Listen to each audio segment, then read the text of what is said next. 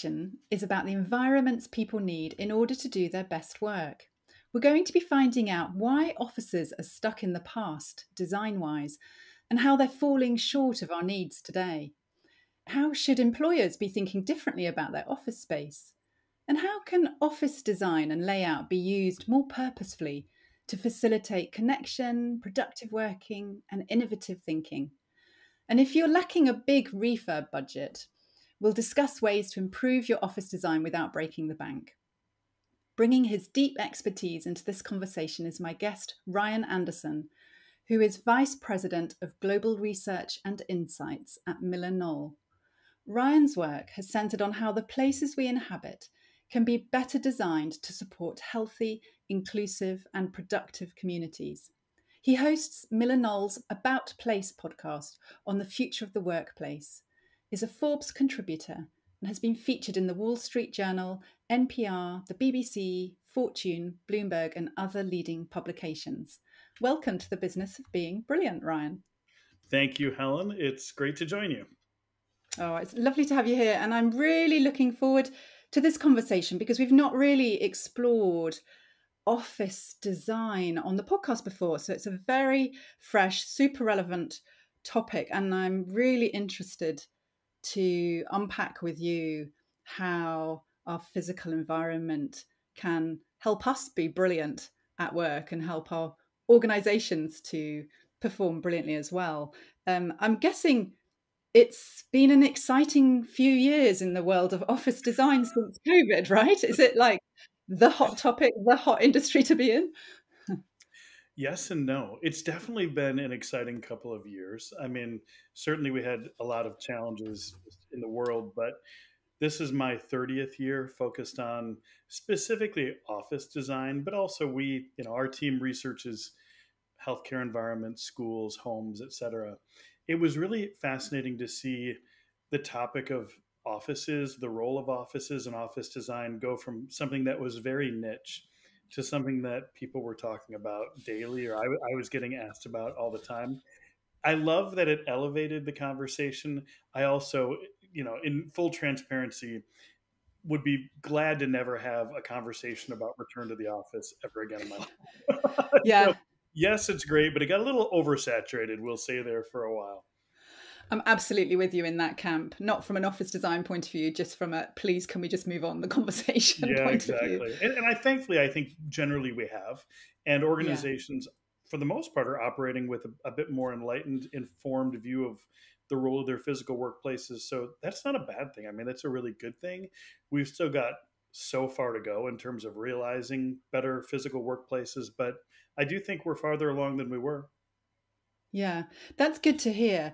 And I haven't been in a corporate office as an employee for probably about 10 years now, although I visit a lot of them. But so my memories, certainly pre-COVID and a little way further back than that, and we had really nice offices in London, right? Nice, big, corporate, friendly offices, Mhm. decent, allocated desks, windows, some greenery, decent kitchens, all of that.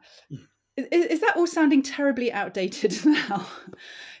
Tell us No. how, we're going to talk about why offices can be often stuck in the past. Kind of what did we all get very used to?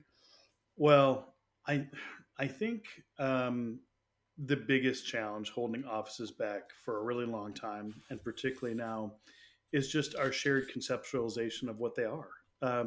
It's like we lived with desktop computers and phones for decades, which created a situation where everybody had their own desk. That was pretty much the only place they would do their work.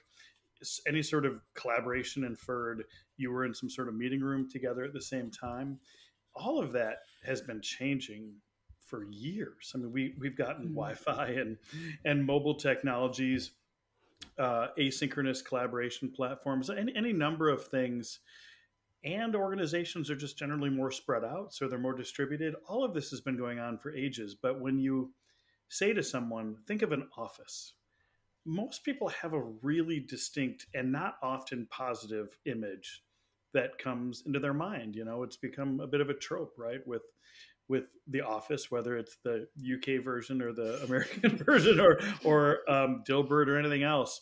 Um, we struggle as societies to just mentally move beyond that idea, to the point where some of the organizations I've seen do some of the most interesting work might even choose to not use the word office. They might begin referring to their organizational hub or their studio, or other things to imply that this is something different. But um, there is no prescribed like good or bad office. It's really dependent upon the organization, their culture, what they need.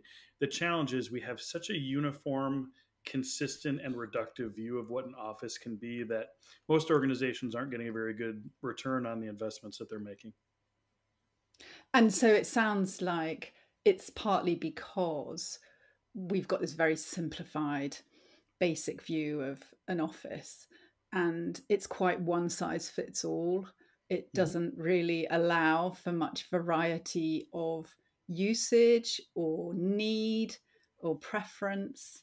Um, so, what are you seeing happen lately in terms of office space and office usage? I mean, at the macro level, I mean, there's quite a lot I know in the press about very low levels of occupancy, rents falling fast, people reducing their office space. On the other hand, I know clients who are now taking on more office space because they Mhm. haven't got enough, because people are enjoying being back in the office again. What are you And seeing? the real estate's cheaper now, right? Yeah, it's highly varied. There's no doubt that in large cities, those organizations that are probably the biggest, most distributed companies and other organizations in the world are seeing less daily or weekly office utilization than what they once did. But then there's all of these exceptions to the rule. Like within any given city, there's usually some neighborhood that's really like vibrant and popular, and it's quite common to see the offices there get more activity. It's almost like the culture within the space is a reflection of the vibrancy and culture Mm. outside of the space, versus neighborhoods that were pretty much just built for commerce and there's not much else there, and those offices seem to be a little slow. There's industries, there's geographies that are the exception to the rule. So our team is distributed across the world. In addition to our standard research, I shouldn't say standard. In addition to our research efforts, we also have a group that speaks around the world. We've been in, I don't even know how many cities in the last year, probably 60 or 70. It's really diverse. It's much less clear when you go around and really try to assess the state of things than maybe what the headlines portray. But there are some consistent things we can probably point to. One would be a lot of offices were used less in 2017, 2018, 2019 than people realized. And so even if occupancy levels are down, it might feel even more pronounced. Um, Desks in particular, like if an office is mostly comprised of a sea of desks, desks have been used less and less for a long time. One of the companies within MillerKnoll, Herman Miller, that's the company that in our collective that I came from, we've been using sensors to help understand the use of space for years. And we saw average desk utilization drop from 48% to 33% between 2008 and 2018. So if there's one part of the Yeah. space that is probably going to feel less use, it probably is some of those desks. Um, but there are some consistent, I think, demands that we see people wanting from their workspace a little bit more. They want to be able to connect with others in a way that's sometimes difficult to do using technology. So that usually speaks either to longer duration interactions, like hanging out with somebody for a couple hours, less structured interactions, like being with a team that maybe doesn't have a meeting or a formal agenda. It could mean more time with management or leaders just to get a better sense of how's the organization doing? How am I doing? A lot of this is more difficult to facilitate using technology. But on the other end of the spectrum, there's also still a need to do more deep concentrative work. If we're Mm. using technology platforms that support more asynchronous workflows, like if we were to create a document together, we wouldn't sit and do it for 2 hours together. You'd start it and you'd send it to me, and I'd work on it for an hour and I'd send it back to you. So it's almost like there's this spectrum of I might need to go into the space to get away from all the distractions at home and do some concentrative work. But then, after an hour or two of that, I want to go see people. And the traditional kind of ideal of an office, of it being lots and lots of desks with 12 or 16-person conference rooms, it just sits, kind of idly in the middle of that. It's not great for that sort of interpersonal connection or immersive sort of time. It's also not great for concentrative work. So Mm. I think people are expressing stronger preferences, but it's difficult to adapt existing spaces to meet some of those. Yeah, yeah, really interesting picking up on some of the things you were saying there. I definitely hear people say to me that they may be very happy to go into the office and sit with colleagues and have a day in the office. But the thing that probably bugs them most is how distracting that environment is when you're trying to concentrate. And I guess, the traditional office setup, rows of desks, etc., it doesn't really facilitate anything in particular. It's What it more of a, facilitates, my friend, is supervising employees. It's driven from a yeah, old school supervisory theory X view of management, absolutely. which is those desks are there so I can see the people, but it's not like it's there for the people. Yeah, that's such a good point. Because I'm thinking it doesn't facilitate concentrating work. It doesn't facilitate connection because you're not even, facing each other, or you might have dividers between you. Yeah, that's really interesting. And I definitely recognize people, want to be able to have somewhere where they can really focus carefully. But the other thing I also hear when they go into the office, they want to sit with their team, Mhm. they want to be co-located. So a lot of people aren't enjoying the whole hot desking post COVID because office space and seats have reduced in number, because they can't guarantee that they'll sit with the people they like interacting with and know every day.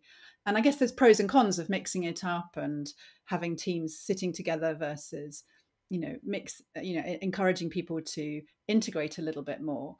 But I guess, there's other ways of resolving that, right? It's about creating different spaces within an office for people to enjoy those different kinds of interactions.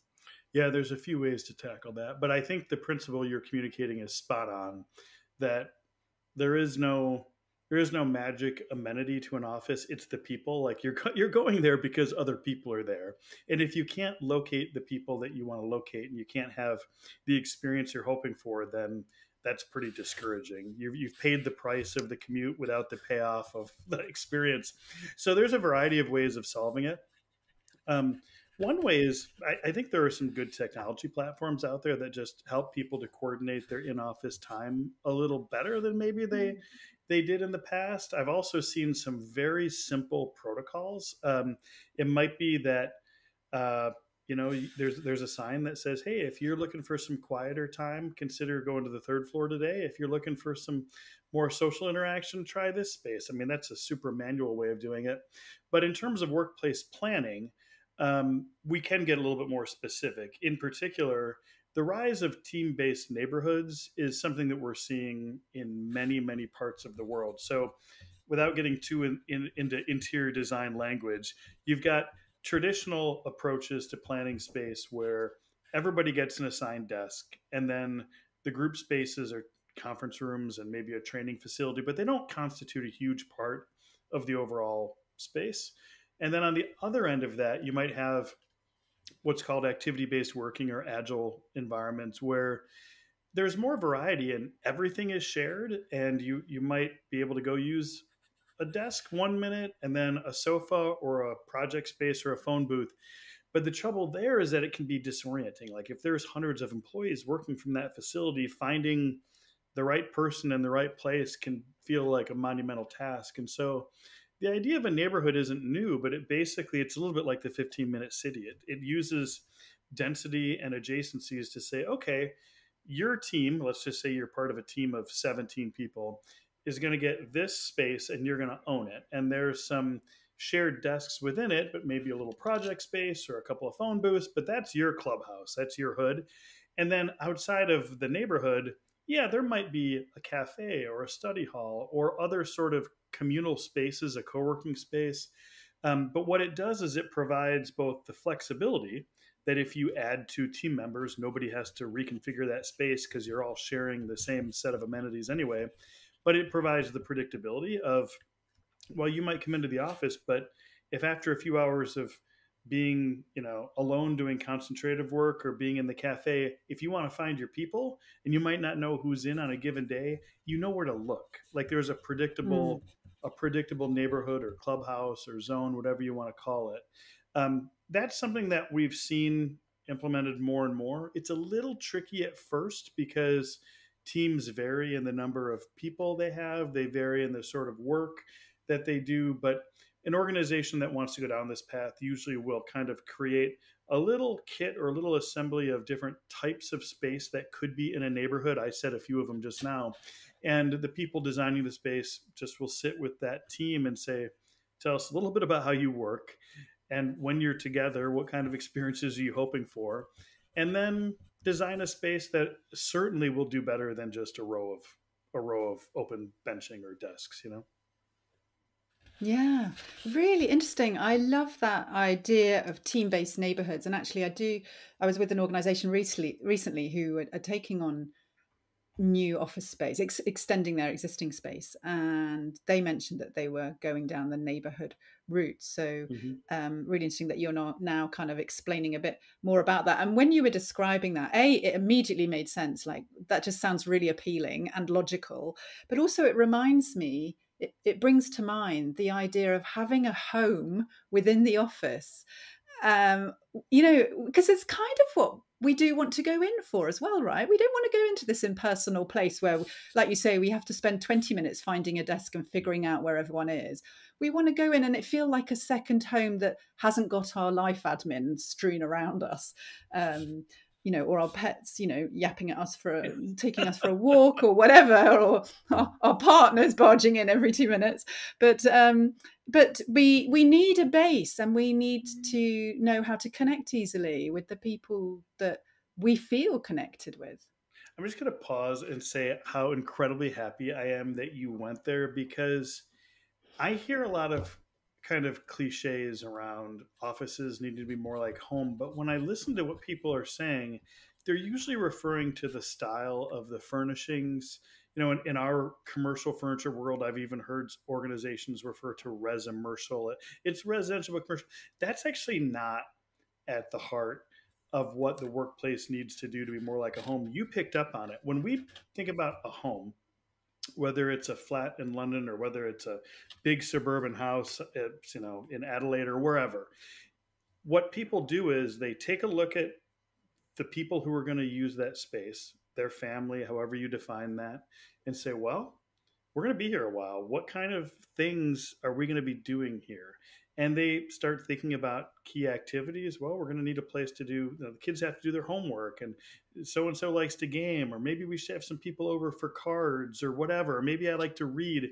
And while every person has an assigned space, meaning their bedroom, it's those shared spaces and those patterns of use that are really meant to help that family grow as a unit over time. It's that mentality that we can bring to corporate office space to say, well, this organization, this company is a community.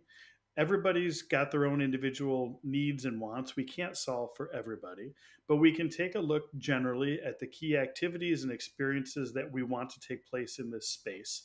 And either we give people a little space of their own, maybe it's a desk, or maybe they're shared, or maybe it's that the neighborhood kind of takes on the feeling of a home for that group.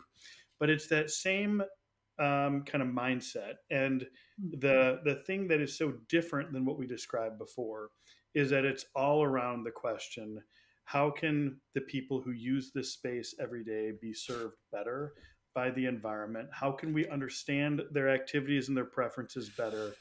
And we stop speculating, because office design in particular has a long history of being based on speculation.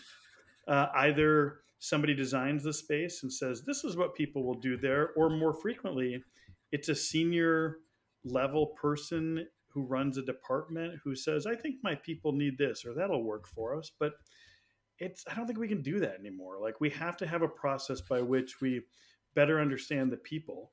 And then Mm. not only does the space as a result get planned better, it's a more inclusive approach, because the more you understand the diversity of the people who use the space, the more you can begin to say, oh, that person doesn't work like me or operate like me, or they face different challenges.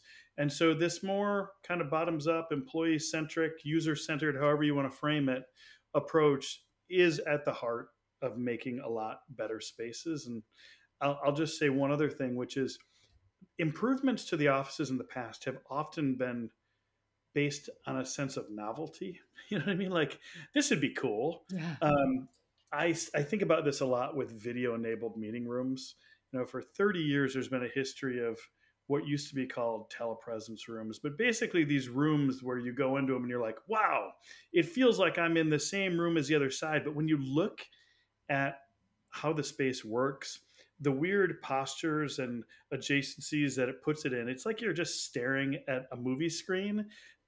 It's not really how people operate in a space. And Mm. so by getting a little bit closer to the people who use the space and saying, tell us how you work, or try this out, or give us your thoughts, it's a way of avoiding these very costly decisions that are often based more on novelty than they are actual solutions to unmet needs. Yes, and I imagine it helps you maintain a more flexible, kind of adaptable approach, because people's needs are going to evolve as your, you know, workforce, changes shape, and as the nature of the work might change. But I think what you're saying is really interesting to hear. Everything you were just talking about is kind of the basic premise underlying, I guess, this whole conversation, is that office design and layout matters because it contributes to a meaningful experience that people have in the office, that helps them feel connected and that enables them to do their best work and enjoy that experience of being there, so that uh, you know the business or the organization can be successful. So there's a real kind of line of sight. It's not, oh, should we get table football and beanbags because that'll keep the staff happy.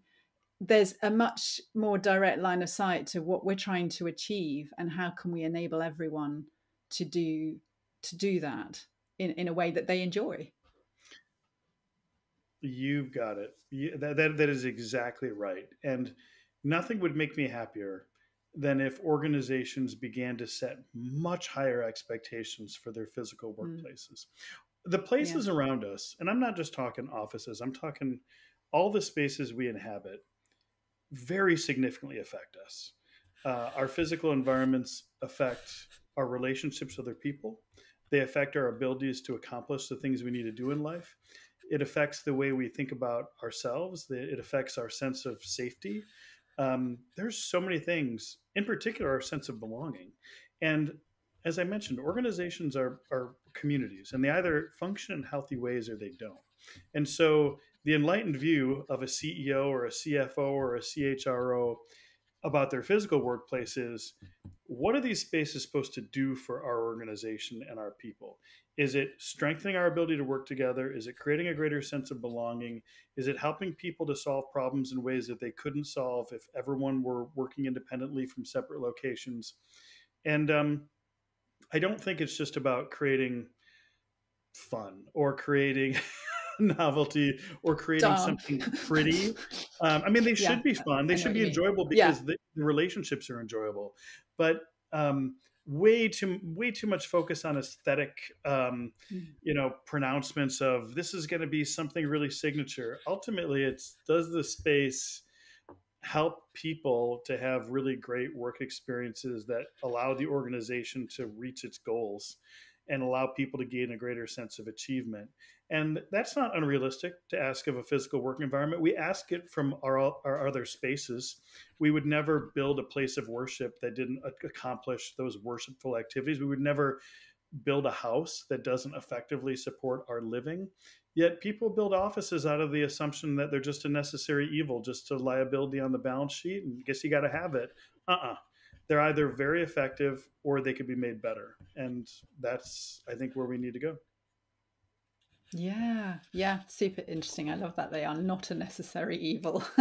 um, so, if people are listening and thinking, yes, we really want to ask some of the questions you were very helpfully just sharing, and we really want to facilitate X or Y in our organization, but we're stuck by and large with our space that we've got, and we don't have a massive budget. What are some of the things, smaller things perhaps, lower cost things that people could think about doing? Hmm. Well, there's a whole host of things that can be done without any physical changes to the workplace that are simply around working protocols, ways of using existing spaces that tap into some of those things that people might like. The process usually starts, although this is not comfortable for every facilities, real estate, or HR person, but the process typically starts with having conversations with groups of people about the sort of experiences they wish they could have more of in the space. I think there's quite a bit of consistency around wanting to connect better with people, having a heightened sense of, if I come into the office, some of the people that I want to be with are going to be there and that we can spend some time together. I mean, I'm all for doing things like barbecues and group get-togethers, et cetera. But to do that at a community level only has a little bit of impact. But to do it on a team level can be extremely beneficial. So if the team is saying, I just wish that every once in a while we could connect on all of the projects that seem to not be going as quickly, then all right, where in this environment can this team go have a regular get together to solve what they said as a group they wanted to do more of? This is not a blind mandate. You all need to be in X place on Tuesday. Like, what, that couldn't be more arbitrary. It's more around, can we ask the question, what experiences are you missing or are you hoping to have more of, and how does the physical place support it? I mentioned a few other protocols earlier. If you're coming in for quiet, let's just designate part of our existing space as a quiet zone. You can't take a video call from your desk over there. If you're looking for a place to have more social activities, then encourage your teammates or your team leader to have certain times when the group can get together for some social time that's unimpeded by meetings. Sometimes just blocking time Mm. without any sort of meeting to have more quality time in the space can pay off in really big ways, because people are like, okay, I'll go in because I know that nobody else is going to be doing anything other than hanging out with me from our team. So some of it is just around behaviors, protocols, practices. But when it comes to starting to evolve an existing physical workplace in new ways, the best method is around thinking about incrementally trying new types of spaces with some of the excess space that probably isn't being used to support very specific unmet needs. And sometimes this surprises people, but one of the types of spaces that is in most demand right now are event spaces, internal event spaces. Don't go rent a hotel ballroom. Don't go try to find some big place for your next offsite. Make it an on-site. We got some extra space. We're going to clear some desks out of there. We're going to put some, comfortable, stackable chairs, some whiteboards, and everybody, for your next team meeting or your next quarterly gathering, try it here. And then the people who are at that building regularly are seeing this influx of faces and conversations that they might not normally have. Mm. Or maybe it's a study hall. Maybe you take part of your space and you say, boy, if we're having trouble concentrating, this is an area we're designating as a quiet zone. It's the quiet car on the train or the quiet floor in the Yes. dormitory. Um, and we're just going to start by really trying to have people be able to do their concentrative work here. What this allows is a bit of maturation around how that facilities and real estate team or HR team can be in better touch with the sort of experiences that people are wanting to have. They can spend little and get a lot of positive results.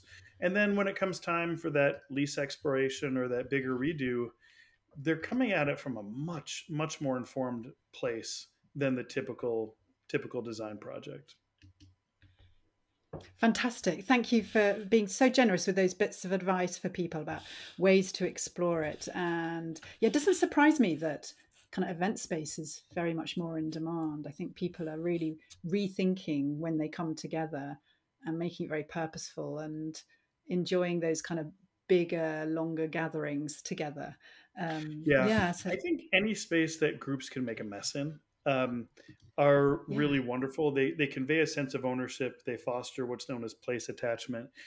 Even converting like a traditional meeting room to a project zone that a group can go use for a week or even own for a month. Like people want to make a creative, productive mess, and I think part of the challenge of activity based or agile work environments is it's kind of like don't leave a piece of paper on the desk. And we're trying to foster a greater sense of attachment to that space. Like, no, give people a place where maybe not indefinitely, but for a day or a week or a month, they can just go tear the place up in a really productive and healthy way because it conveys ownership and agency. Yeah. And we want people to feel like that's their space. Yeah, I'm chuckling listening to that. It was such a great idea because I remember back in my consulting days, I can't recall how many client organizations I went into, and we would have big project rooms and be doing lots of planning with post-its and flip charts. Of course, we needed to stick stuff up on the wall. Sometimes we were plastering all the walls. And so many organizations that you cannot stick anything on the wall, not with blue tack, not with those sticky flip chart things. It's like, are you kidding me? So I love the idea. Actually, this is a messy room. Not only can you stick things anywhere, but you can even leave it there overnight. And, You you know, can. And if you through, use Miro or Mural, you can still use a big yeah, screen for some of that. But yeah, the ability to like move tables around, put some stack of paper somewhere, and yes, those post-its, they're still magical, aren't they? I mean, who doesn't love they a are. squeaky expo marker or post-it notes? That I think sparks a joy of ideation, co-creation, collaboration that is not lost with this new era of technology. We need more of those spaces and less of an emphasis on make sure it's perfectly clean when you leave every day at 5 because it just encourages people to not use those spaces at all. Yeah, yeah, absolutely. And I think that's a perfect note on which to draw the conversation to a close. If people listening want to connect with you professionally, find out more about the work you do and the research and insights you and your team produce, what's the best way for them to do that?